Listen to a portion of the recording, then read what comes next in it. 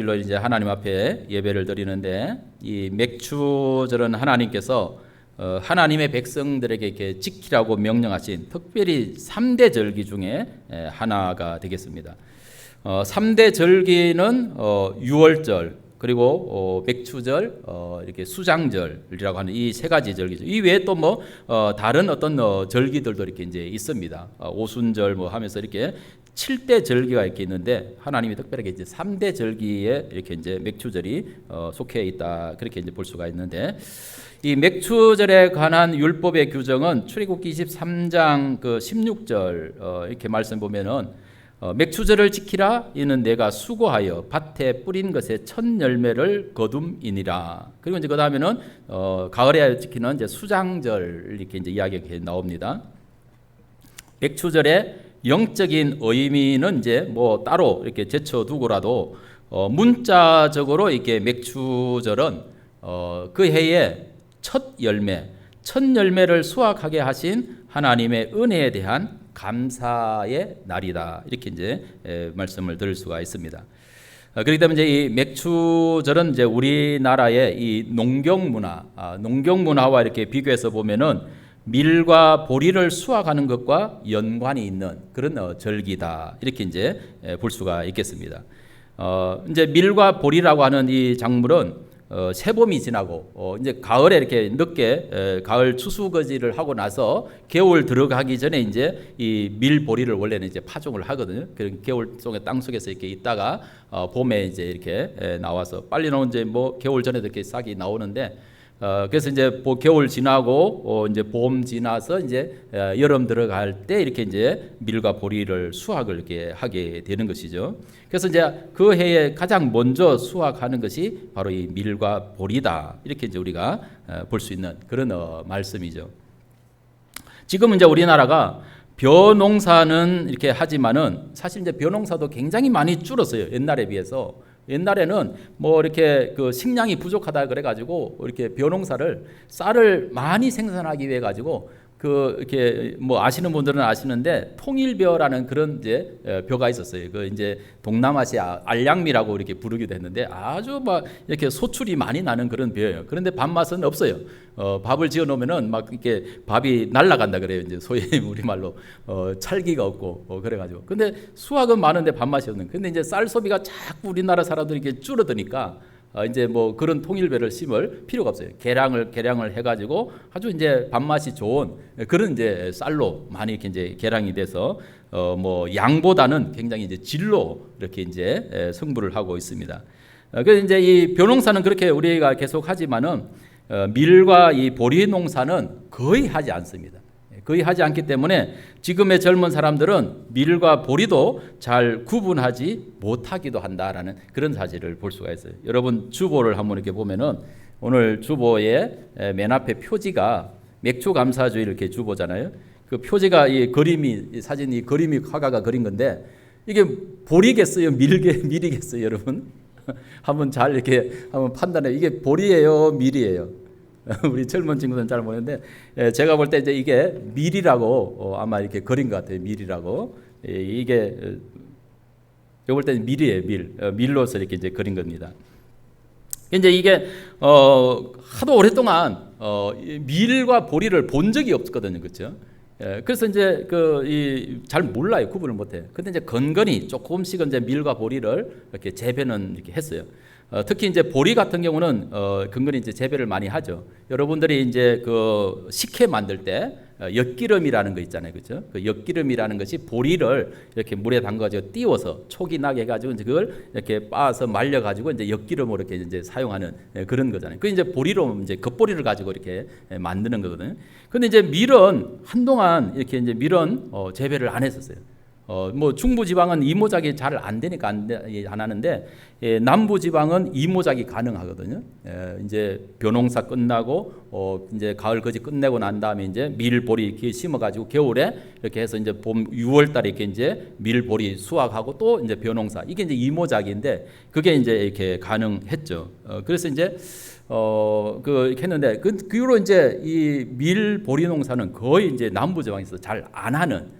그런 것이 되었어요. 근데 최근에 들어서 이 양식, 이렇게 이제 그 식량의 어떤 이런 자원화 문제, 이런 것 때문에 이제 밀도 다시 이렇게 이제 찾아내고, 옛날에 심었던 그 밀을 어디서 이렇게 겨우 찾아가지고 이렇게 이제 재배를 조금씩 이렇게 이제 넓혀가고 있는 그런 가운데 있습니다. 지금 우리 한국 국민들의 어떤 식사 이렇게 소비 패턴을 이렇게 보면은, 옛날에는 뭐 그냥 거의 쌀보리, 이게 거의 주식이었잖아요, 그렇죠? 쌀보리, 뭐 이렇게 쌀 조금 넣고 보리 잔뜩 넣어가지고 막 이렇게. 요즘은 이제 보리밥도 이제 식당에 가서 특별 음식으로 이제 먹어야 될 그런 건데, 옛날에는 보리 거의 한 뭐 7알은 보리, 3알은 쌀 이렇게 넣어가지고 이렇게 막 밥해가지고 막 싹 섞어가지고, 또 그 중에 제일 어른은 쌀 조금 쌀밥 더 많은 거 이렇게 생겨서 싹 드리고, 나머지는 확 섞어가지고 이렇게 먹었던 그런 기억이 있어요. 우리 이제 젊은 친구들한테 이런 이야기 하면 제가 언제 시대 때 이야기냐고 이렇게 아마 웃을 수도 있는데, 옛날에는 그랬어요. 근데 지금은 보면은 쌀 소비가 엄청 줄었거든요. 쌀 먹는 소비량이 엄청 줄고, 그 대신 이제 빵 소비가 우리나라에 굉장히 많이 늘어났어요. 빵을 많이 드셔요, 사람들이.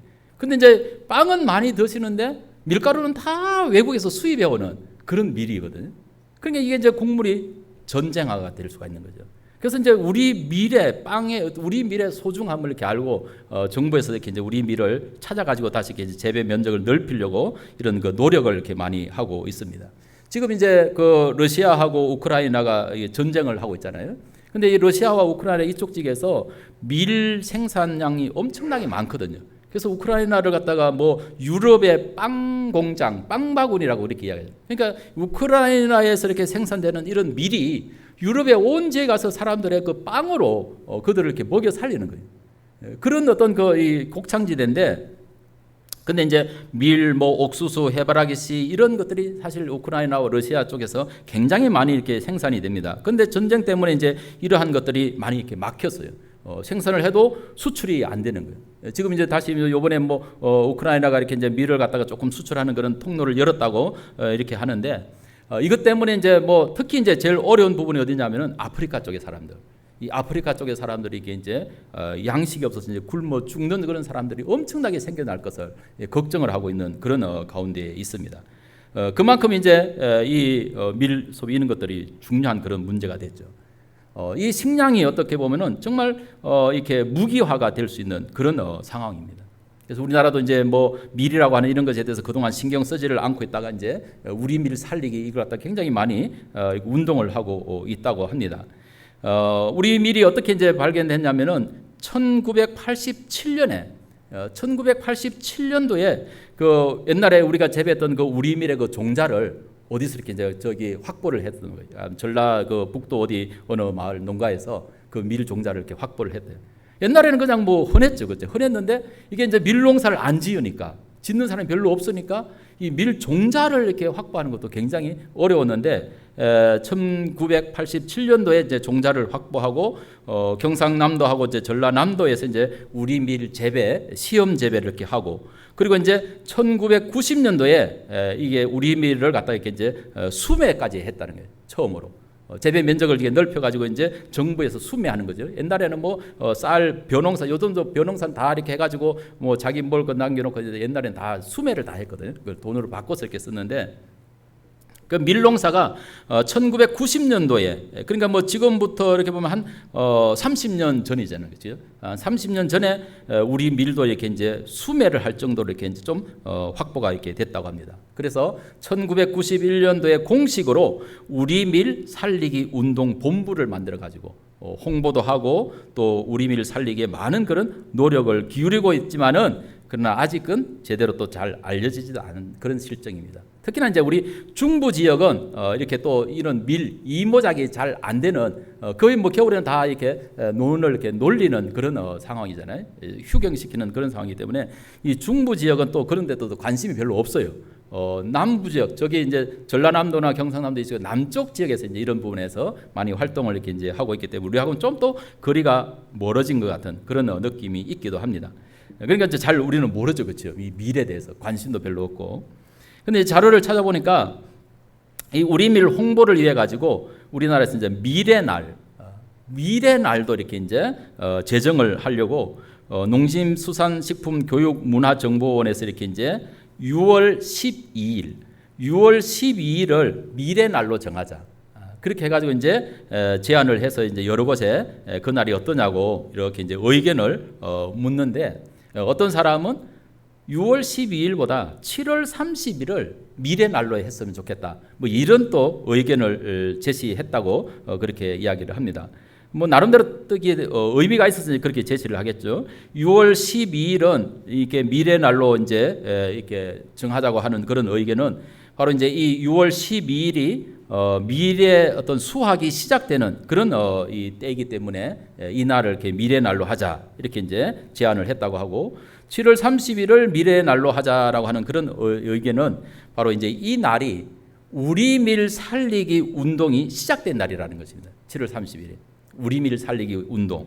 그리고 이제 그 날이 또 우리밀을 갖다 처음으로 이렇게 이제 다시 수매를 하면서 수매를 이렇게 마무리하는 그런 날이기 때문에 차라리 이렇게 7월 30일로 하는 것이 좋지 않겠느냐 이런 또 의견도 이렇게 제시가 됐다고 합니다. 중요한 것은 바로 우리밀의 중요성을 알리고 다시 우리밀을 이렇게 이제 확보를 해가지고 외국에서 이렇게 이제 수입하는 어떤 그런 밀을 대체할 수 있는 그런 그 방법.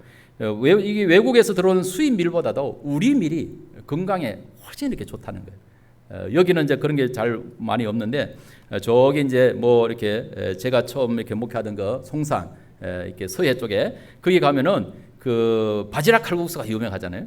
오늘 또 군만 침 땡겼네. 거기 가면 이제 그 우리밀 바지락 칼국수가 있어요. 우리밀을 사용해 가지고 바지락 칼국수 이렇게 만들어서 하는 그런 데가 있어요. 가면 이제 보리밥 이렇게 비벼서 하는 거 어떻게 떨어져 주고 이게 입맛 당기네요. 그런 하여튼 우리밀을 제가 지금 우리밀을 홍보하는 겁니다. 여러분 관심도 좀 많이 가져주시라고. 하여튼 우리밀을 이렇게 다시 살리는 이런 것이 중요하다. 그래서 이렇게 이 식량을 갖다 무기화하는 어떤 그런 데 있어서 굉장히 우리도 준비하지 않으면은 안 된다라는 그런 이야기죠. 이렇게 이제 이 맥추 감사절은 바로 이 밀과 보리의 수확과 연관이 있는 그런 절기입니다. 그렇기 때문에 이 맥추 감사절은 우리의 상황에서 또 한번 생각해 보면은 이 보릿고개를 연상하게 하는 그런 또 절기이기도 합니다. 이 보릿고개 하면 또 잘 모르시는 분들 있어요. 우리 젊은 사람들은 또 보릿고개는 또 뭐야? 뭐 그렇게 생각할 수 있는데 지금은 우리가 너무 먹는 게 넘쳐나고 부유하게 이렇게 잘 사는 그런 시대가 돼서 이 보릿고개가 뭔가 이걸 이게 젊은 어린 아이들은 잘 모른다라는 그런 이야기입니다. 그런데 사실 40년, 50년 전만 해도 우리나라에 보릿고개가 있었다는 거죠. 이 보릿고개라고 하는 말이 이제 뭐냐면은 가을에 이렇게 이제 우리가 쌀 농사 벼를 이렇게 이제 추수해서 이제 곡식을 거둬들이잖아요. 근데 이제 뭐 가을에 추수한 그 곡식 이제 겨울 지나고 봄 지나고 이렇게 나면은 그 곡식이 다 떨어지는 거예요. 지금은 막 이렇게 쌀 벼가 남아 돌아가지고 막 이렇게 해를 넘기기도 하고 막 이렇게 그 다음에까지 넘기기도 하고 이렇게 되지만은 옛날에는 그거 없었어요. 겨울에 이렇게 수확해가지고 겨울 넘기고 봄 지나고 여름에 이제 새로운 밀, 보리, 곡식 나올 때쯤 되면은요 쌀 다 떨어지는 거예요. 쌀 다 떨어져요. 그럼 그때 뭐 해야 돼요? 손가락 빨아요? 그러니까 손가락 빨는 거 안 되고 산에 가서 막 풀뿌리 캐먹고 뭐 이렇게 옛날에 여기 그런 그 전직이 많은 분들 계실 거야. 뭐 저희들도 어릴 때 산에 가가지고 소나무 그 소나무도 제일 위에 맨 꼭대기 있는 거 이게 떡 뾰족 올라온 거 있잖아요. 그거 딱 매가지 딱 꺾어가지고 껍질 벗겨서 그 안에 이 송곳 막 이렇게 그 핥아서 먹고 그랬던 적이 많이 있었어요. 그러니까 그게 제일 위에 오른 거 키가 자꾸 커가는 건데 그걸 싹 잘라버리니까 그 나무는 더 이상 이제 키도 못 크고 건지기만 하는 거죠. 그렇게 이제 어려울 때가 있는 거예요. 그래서 풀뿌리 캐먹고 막 이렇게. 근데 이제 그게 이제 바로 첫 수확, 밀과 보리가 수확될 때까지 그 어려운 시기예요. 그때가 먹을 것이 없는. 그게 이제 그 어려운 그 보리가 밀이 수확될 때까지 기다리는 그 시기, 그 어려운 시기가 바로 보릿고개라고 하는 거예요. 보릿고개.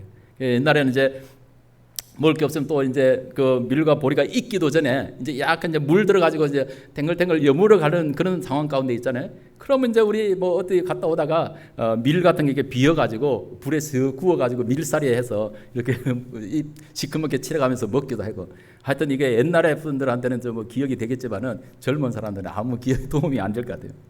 그런 때가 있었어요. 그게 바로 보릿고개다라는 그런 이야기입니다. 그런데 그렇게 보릿고개를 한참 지나가고 있는 그런 끝에 밀과 보리가 첫 열매로 수확이 됐다. 양식이 확보가 됐다. 얼마나 감사한 거예요. 요즘은 막 먹을 게 넘쳐나니까 뭐 보리를 수확하든 밀을 수확하든 거 관심이 없는 거예요. 감자를 이제 뭐 캐든 뭐 이 관심이 없어. 왜? 너무 먹을 게 넘치니까. 근데 먹을 게 없는 그런 때에 밀과 보리를 수확했다? 너무너무 감사한 거예요. 그래서 감사할 수밖에 없다는 거예요. 이게 이 이스라엘의 이런 절기도 보면은 바로 이 맥추절이라고 하는 것이 우리에게 그런 기쁨을 준다라는 그런 이야기예요. 그래서 그의 첫 곡식인 보리와 밀의 수확은 대개 6월 중순이나 이렇게 말경쯤 되면 이제 다 수확이 이렇게 이제 끝납니다.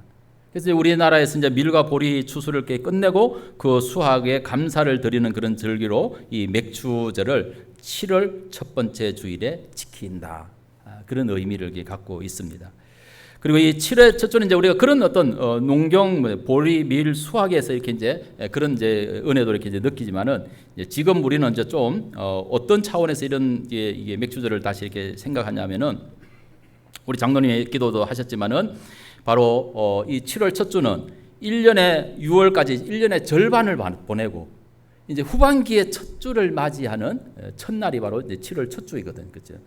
그러니까 이제 이 이야기는 뭐냐면은 바로 한 해의 절반을 보내고 또 하반기를 새롭게 시작하는 그런 때가 바로 이 7월 첫 번째 주일이다. 그렇게 볼 수가 있습니다. 그래서 그러다 보니까 이제 자연스럽게 지나온 6개월, 반년 동안에 그런 것들을 하나님께서 이렇게 우리를 은혜 가운데 이렇게 인도하시고 지켜주셨구나. 이런 것을 우리가 돌아보고 또 이렇게 감사하고 그런 것이 또 이렇게 우리는 이 맥주절의 의미다 이렇게 생각할 수도 있는 것이죠. 그러니까 지난 6개월 동안을 우리를 지키시고 인도하신 하나님 그 은혜 우리가 감사하고 또 그 감사를 통해서 남은 다가오는 이제 이 남은 또 6개월 이것도 하나님이 우리를 은혜 가운데 지켜주시고 또 우리를 이렇게 인도해 주실 것이라고 하는 그런 믿음과 소망을 담아서 이렇게 하나님께 감사하는 이런 절기가 바로 이렇게 맥주 감사절이다 이렇게 우리가 생각할 수 있는 줄로 믿습니다. 그러면 어떻게 하는 것이 진정한 이 감사가 될 수 있는가라는 그런 얘기예요. 어떻게 해야 감사가 진정한 감사가 될 수 있을까? 이 감사라고 하는 이 말이 바로 이제 또 이 글자가 한자어잖아요. 한자어. 한자어는 그 뜻 글자잖아요. 그쪽을 한자 그 자체에 이제 뜻이 있으니까 그 한자를 통해서 이렇게 이제 뜻을 우리가 이제 풀어보면은 재미가 있죠. 감사라고 하는 이 글자는 느낄 감자, 느낄 이게 감자라고 하는 이 글자가 이제 어떤 글자가 더해진 건지 하면은 다할함. 그러니까 뭐 힘을 다한다라고 했던 그 다하다, 다할 함자에다가 마음 심자가 이렇게 서로 합해져서 된 그런 글자가 이제 느낄 감자라고 하는 그런 뜻입니다. 그리고 이제 사자는 살해하다. 이렇게 살해 뭐 이렇게 이제 감사를 표현할 때 그냥 말만 가지고 감사하는 게 아니고 어떤 물질로 살해를 이렇게 하는 이게 드리는 그런 것을 통해서 이제 하는 그 사자가 살해할 사자거든요. 그러니까 이 감사라고 하는 그 의미는 뭐냐면은 한자 글자로 통해서 보는 의미는 뭐냐면은 우리가 온 마음을 다해서 우리의 마음에 온 마음 그 힘을 다해서 온 마음의 정성을 다해서 살해를 하는 것 이게 진정한 그런 감사다라는 그런 의미라는 것을 볼 수가 있는 거죠. 이런 설교는 지난주에 했어야 진짜 이번 주에 마음을 담아서 감사를 할 텐데 꼭 한 박자 넣는 것 같으네요. 이제 그게 바로 이제 우리가 진짜 하나님께 감사하는 그런 마음이고 오늘 이제 이 시편 말씀을 통해서 정말 우리가 하나님 앞에 감사할 그런 이유들을 한번 살펴볼 수 있기를 바랍니다. 이 시편 104편의 말씀은 하나님께서 창조하신 이 세계를 바라보면서 창조주 하나님의 그 위대하심을 찬양하고 있습니다. 바로 이 시편 기자의 눈에 보면은 하나님의 손길이 미치지 아니한 그런 곳이 없어요. 온 모든 만물 가운데 정말 하나님의 손길이 다 이렇게 섬세하게 미쳐서 그 모든 것들을 다 돌보시고 기르시고 하는 이런 이 모습을 이 시편 기자가 이렇게 그것을 보고 깨닫는다라는 거예요. 하늘과 땅, 높이 솟은 산과 바다, 그리고 깊은 이런 골짜기, 계곡, 속까지 이 경이스러운 그런 눈으로 이 모든 하나님의 피조물들 이렇게 바라보면서 그것을 지으신 하나님을 찬양하고 있는 것입니다. 여러분 정말 우리가 모든 하나님이 지으신 만물을 볼 때 그 모든 만물 속에 우리가 어떤 오늘도 이렇게 참 아주 굉장히 아름다운 어떤 이런 그 환부를 갖다 놨는데 이런 걸 보면서도 참 사람이 뭐 어떻게 한 것 같지만은 그러나 이 모든 것들을 이렇게 다 돌보시는 그 하나님의 그 세미하고 이렇게 정말 섬세한 아름다운 그런 돌봄의 손길 이런 것을 우리가 느낄 수 있는. 그래서 우리가 정말 자연을 보면서 우리가 늘 이게 자연을 보면 이렇게 하는 찬양이 있잖아요. 참 아름다워라 주님의 세계는. 그게 그냥 예사로 보는 눈이 아니거든요. 하나님이 지으신 그 모든 것들을 아름답게 섬기는 그런 그 모습, 그런 눈을 가지고 바라볼 때 하나님을 그렇게 우리가 찬양할 수 있다, 감사할 수 있다는 그런 이야기죠. 그래서 이 시편 기자는 주님을 이렇게 노래를 합니다. 세 번역의 말씀을 이렇게 이제 보면 좀 더 느낌이 있을 것 같아서 이렇게 여러분에게 읽어드리면 104편 2절에서 4절 보면은 주님은 빛을 옷처럼 걸치시는 분, 하늘을 천막처럼 펼치신 분, 물 위에 누각의 들보를 놓으신 분, 구름으로 병거를 삼으시며 바람 날개를 타고 다니시는 분, 바람을 심부름꾼으로 삼으신 분, 번갯불을 시종으로 삼으신 분. 이런 고백을 하는 거예요. 야, 참 얼마나 시적 감각이 탁월합니까? 우리는 봐도 뭐 이게 느낌도 없고 감각도 없는데 정말 이 모든 만물을 보면서 이렇게 아름답게 표현을 하고 있어요. 또 땅의 모든 피조물들을 이렇게 주님만을 바라보는 그런 것에 대해서도 이렇게 소개를 하고 있어요. 27절에서 29절의 말씀을 보면은 이 모든 피조물들이 주님만 바라보며 때를 따라서 먹이 주시기를 기다립니다. 주님께서 그들에게 먹이를 주시면 그들은 받아 먹고 주님께서 손을 펴 먹을 것을 주시면 그들은 만족해 합니다. 그러나 주님께서 얼굴을 숨기시면 그들은 떨면서 두려워하고 주님께서 호흡을 거두어들이시면 그들은 죽어서 본래의 흙으로 돌아갑니다. 모든 피조물들이 다 하나님만 바라보고 산다는 거예요. 하나님이 은혜 주시면 그 은혜 속에서 감사하고 그걸 누리고 또 하나님이 모든 것을 거두어가면 또 이렇게 하나님께 다 돌아가는 그런 어떤 그 모습, 이런 것을 이렇게 소개하고 있습니다.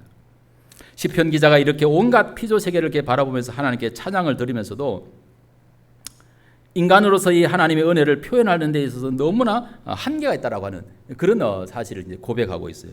24절의 말씀 보면은 주님께서 손수 만드신 것이 어찌 이리도 많습니까? 이 모든 것을 주님께서 지혜로 만드셨으니 땅에는 주님이 지으신 것으로 가득합니다. 그러니까 이 땅에 있는 모든 것들을 하나님이 지으신 모든 것들을 다 일일이 이렇게 뭐 열거하고 어떻게 하기가 인간의 지혜로서 부족하다는 것입니다. 주님이 하신 일이 어찌 이렇게 많은지 그걸 다 말로 다 할 수가 없다는 거예요. 인간의 한계를 이야기하고 있습니다. 시편 기자의 찬양 중에 이제 그 물에 대한 그런 찬양이 있습니다. 하나님의 창조를 우리가 이렇게 찬양할 때 이 물 굉장히 우리 인생에게 모든 생명체에 중요한 것이죠. 물이 없으면 아무것도 안 되는 그런 것이죠. 생명의 근원이 되는 이 물을 찬양하는 데 빠뜨릴 수가 없죠. 10절에서 11절의 말씀 보면은 주님은 골짜기마다 샘물이 솟아나게 하시어 산과 산 사이로 흐르게 하시니 들짐승이 모두 마시고 목마른 들나귀들이 갈증을 풉니다. 이 물의 어떤 그런 것이 우리에게 굉장히 은혜롭게 생명을 공급하는 그런 이제 이 물이기도 한데, 근데 이제 이 물의 어떤 그런 위세가 아주 대단하다라는 그런 이야기입니다. 이 물이 생명을 주기도 하지만은 또 한편으로 이게 또 막 물이 노하면은 엄청난 어떤 재앙을 가져오기도 하는 거예요. 그런 물이라는 것입니다. 물의 위세가 실로 대단하다는 거죠. 6절의 말씀에 보면은 옷으로 몸을 감싸듯 깊은 물로 땅을 덮으시더니 물이 높이 솟아서 산들을 덮었습니다. 그런데 주님이 이 물을 다스리십니다. 7절 8절에 보면은 그러나 주님께서 한번 꾸짖으시니 물이 도망치고 주님의 천둥 소리에 물이 서둘러서 물러갑니다. 물은 산을 넘고 골짜기를 타고 내려가서 주님께서 정하여 주신 그 자리로 흘러갑니다. 그러니까 물이라는 게요, 우리에게 어떤 때는 생명이 되지만은, 근데 이게 물이 노해가지고 넘치면은 우리를 위협하는 이런 것들이 된다는 거죠. 자, 여러분 정말 이렇게 얼마나 지난번에 우리는 그 5월 달이 될 때 이 너무 가물어 가지고 얼마나 힘들었어요. 비가 안 와가지고 물이 없어가지고 힘들었어요. 근데 뭐 며칠 전에 우리 여주는 그런 피해가 별로 없지만은 뭐 다른 데는 막 엄청나게 비가 쏟아져 가지고 이렇게 이제 이게 비가 너무 쏟아지니까 이게 오히려 홍수가 나고 피해가 오는 거예요. 지난주 이렇게 그 목요일 날 우리 이렇게 8기 감리사님들이 그 성남에서 이렇게 이제 이 대원께서 모였는데 포천에서 이렇게 오시는 감리사님은 한 20분 차를 끌고 오다가 비가 막 너무 쏟아져 가지고 앞이 안 보이니까 한 20분 오다가 도로 돌아가셨다 그러더라고요. 연락을 해보니까 그렇게 많이 쏟아져요. 가평 같은 데인데 비가 너무 많이 오니까 이게 오히려 위협이 된다는 거예요. 근데 그 물도 하나님이 다스리신다는 거예요. 하나님 명령하니까 물도 이렇게 물러간다. 그렇게 이야기를 하고 있는 것입니다. 그래서 오늘 이 시편 기자의 물에 대한 고백 중에서 오늘 특별히 우리가 눈여겨볼 그런 대목이 제가 이제 생각하는 것이 바로 이제 9절 말씀입니다. 9절에 보면은 여러분들 우리 다 같이 한번 이렇게 볼까요? 주님은 경계를 정하여 놓고 물이 그 길을 넘지 못하게 하시며 물이 되돌아와서 땅을 덮지 못하게 하십니다. 하나님께서 물의 경계를 두고 다스리신다는 거예요. 물의 경계를 두고 다스리지 않으려 하시면은 우리의 삶은 불가능하다는 거죠. 어떤 데는 물이 없어서 힘들고 어떤 데는 너무 물이 막 넘쳐서 우리에게 위협이 되고 목숨을 앗아가는 이런 일들이 된다는 거예요. 그런데 하나님이 그 물의 경계를 정해놓고 그걸 다스린다는 거예요. 그러니까 우리가 은혜로 산다라는 그런 이야기죠. 이 고백은 예레미야에게 주신 하나님의 말씀을 이렇게 생각나게 합니다. 세 번역으로 예레미야 5장 21절에서 20 말씀에 보면은 이 어리석고 깨달을 줄 모르는 백성아, 눈이 있어도 볼 수가 없고 귀가 있어도 들을 수 없는 백성아, 너희는 이제 내가 하는 말을 잘 들으라. 너희는 내가 두렵지도 않느냐? 나 주의 말이다. 너희는 내 앞에서 떨리지도 않느냐? 나는 모래로 바다의 경계선을 만들어 놓고 바다가 넘어설 수 없는 영원한 경계선을 그어 놓았다. 비록 바닷물이 출렁거려도 그 경계선을 없애지 못하고 아무리 큰 파도가 몰아쳐도 그 경계선을 넘어설 수가 없다. 그렇게 말씀해요. 인간에게 여러분 이 바다를 한번 막아보라고 이야기하면은 감히 누가 그 바다를 막아서 물이 넘치지 못하게끔 경계를 정할 수 있는 그런 힘과 능력이 있는 사람이 누가 있겠어요? 우리가 어떻게 바닷물을 막을 수 있는 그런 힘이 있겠어요? 없어요. 한때 우리나라가 정말 이렇게 앞에도 말씀드렸듯이 쌀이 부족해가지고 식량 부족 국가였잖아요. 그래서 어떻게 하면 좀 이렇게 쌀을 자급자족을 이렇게 하려고 뭐 통일배라는 그런 품종도 이렇게 심었다 그랬는데 쌀 생산량을 늘려고 그렇게 바둥바둥했어요. 그런데 그래서 쌀 농사를 이렇게 늘리기 위해서 바다를 메워가지고 간척지를 만들기도 했잖아요. 바다를 메워서 간척지를 만들어가지고 쌀 농사를 해서 쌀을 자급자족하겠다고 그렇게 했어요. 우리나라에서 그 바다를 막아가지고 간척지를 만들어서 이렇게 쌀 농사를 지어는 유명한 곳이 있죠. 어디예요? 서산에 가면은 서산 간척지라고 있어요. 서산 간척지. 이 서산 간척지 쌀 또 그것도 이렇게 뭐 또 이름 홍보도 많이 이렇게 하고 이렇게 들어봤을 거예요 아마 여러분들. 이게 서산 간척지가 1980년도에 이렇게 시작했는데 이 간척지 사업은 굴곡이 많은 그런 이 해안 있잖아요. 그러니까 뭐 동해안은 이렇게 밋밋하지만은 서해안은 들어왔다 나갔다 들어왔다 나갔다 이런 이제 굴곡이 많잖아요, 그렇죠? 이제 들어온 쑥들 양쪽 이렇게 쑥 들어온 부분을 갖다 우리는 이제 만이라고 그러잖아요. 만. 이 만을 이렇게 이제 튀어나온 부분을 이렇게 뚝 막으면 그 안에 만은 육지로 이렇게 만들 수가 있는 농토를 만들 수가 있는. 그게 이제 간척지 사업이죠. 이 1980년도에 이렇게 시작한 이 선산 이 간척지 사업은 정말 이게 쌀 농사가 쌀이 부족해서 이게 쌀 농사를 위한 우리나라 국가적인 그런 프로젝트로 이렇게 개발을 한 국가에서 이렇게 프로젝트를 만들어 가지고 이게 바다라도 막아서 땅을 면적을 이렇게 넓혀야 되겠다. 요즘 보면 이렇게 노란하는 땅이 너무 많아. 농사를 안 지으면 이제 휴경 어떤 정부에서 돈까지 줘가면서 농사 짓지 말라고 그냥 놀려놓으라고 그렇게 해요. 근데 옛날에는 그러지 않았습니다. 그러니까 이제 당연히 이 엄청나게 돈이 들어가는 이런 그 사업을 정부가 맡아서 이렇게 해야 되는데 정부가 뭐 돈이 있나요? 돈도 없잖아요. 그래서 정부는 좀 민간 기업들이 이걸 해주기를 이렇게 바랬어요. 그런데 이게 민간 기업에서도 사실은 아무리 이렇게 엄두를 낼 수가 없는 그런 문제다라는 거예요. 이게 수지타산이 맞을지 안 맞을지 뭐 이렇게 확실하지 않은 그런 사업이기 때문에 아무도 나서지를 않는 거예요. 그때 누가 나섰느냐? 불도저 회장님이 나선 거죠. 불도저 회장님이 누구죠? 현대의 정주영 회장. 불도저 회장님 그분. 그래서 그분이 나서 가지고 이 간척지 사업 방조제를 이렇게 이제 쌓아서 이제 막아가지고 물을 막아가지고 이렇게 이제 땅을 이렇게 하는데, 먼저 해야 될 일이 뭐냐면은 이 방조제를 막는 일을 해야 될 거 아니에요. 방조제를 막아야 이제 그 안에 갖다 흙을 채워가지고 이렇게 농토를 만들 거거든. 그러니까 이제 뭐 많은 이렇게 물이 들어왔다 나갔다 항상 이렇게 하루에 몇 번씩 이렇게 들어왔다 나갔다 하잖아요. 그러니까 이제 그 만에서 이제 이렇게 양쪽에서 이제 방조제를 이렇게 쌓아가는 거예요. 그래서 이게 서산 이 간척지가 이 양쪽에서 이렇게 이제 쌓아야 될 어떤 그런 이 방조제의 길이가 한 6.4km 돼요. 6.4km를 이렇게 막아야 이렇게 이제 되는데, 그래서 양쪽에서 이렇게 이제 막 이렇게 이제 막아왔어요. 막아왔는데 이제 맨 마지막 가운데 이제 여기를 이제 막아야 되는데, 이 맨 마지막에 가운데 여기를 갖다 이제 뭐 막아야 될 길이가 폭이 어느 정도냐면은 한 270m가 되는 거예요. 270m. 그 이제 양쪽에서 이렇게 막아 이제 물이 이제 들어왔다 나갔다 이렇게 이제 그렇게 하는데, 자꾸 이렇게 이제 막으니까는 어떻게 돼요? 물이 들어오는 속도가 엄청 세요. 이렇게 좁은 통로로 물이 확 갈 때는 막 속도가 물살이 엄청 초속 8m로 간다는 거예요. 싹 들어왔다 또 싹 나가는 거예요. 그러니까 이 남은 이 270m를 이 막는 게 너무너무 불가능한 거예요. 막 엄청난 돌을 큰 바위 덩어리 같은 걸 갖다 거기에다 갖다 넣어놔도 그냥 그 물살에서 막 그게 쓰러져 가는 거예요. 막 25톤 덤퍼들 30톤 이게 막 헐 갖다가 돌을 갖다가 막 갖다가 메워도 이게 막 다 이게 쓰러 가버리는 그런 현상이 이렇게 생기다라는 그런 이야기. 그래서 마지막 이 270m를 못 막아가지고 이게 굉장히 난공사가 이렇게 이제 된 거죠.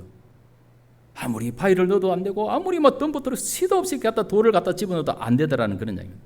최신 장비를 다 써도 안 되는 거예요. 소용이 없어요. 그래서 학계에다가 문의를 해가지고 이 학계에다 문의해서 이게 도대체 어떻게 막으면 되겠느냐. 뭐 해외에 어떤 그런 컨설팅 회사에다가 연락을 해가지고 이걸 어떻게 하면 막을 수 있겠느냐. 아무리 이렇게 문의를 해도 방법이 없는 거예요. 그런 공사를 해보지를 않았으니까. 그때 이제 이 정조영 회장의 머릿속에 하나 지나간 게 있어요.